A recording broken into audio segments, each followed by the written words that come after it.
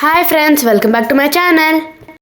ఈరోజు తన్నిసంద్రలో ఉండే భారతీయ మాల్కి వచ్చాం. మాల్ ఎంటర్ అయ్యగానే మా అన్నయ్య డైరెక్ట్గా ఐఫోన్స్ దగ్గరికి వెళ్ళారండి. నాకైతే దేశంలో ఉన్న అన్ని షాప్స్ ఇక్కడే ఉన్నట్టు అనిపించిందండి. ఈ మాల్ అయితే చాలా లోపలికి ఉంది, అయినా కూడా చాలామంది జనాలు ఉన్నారు ఇక్కడ.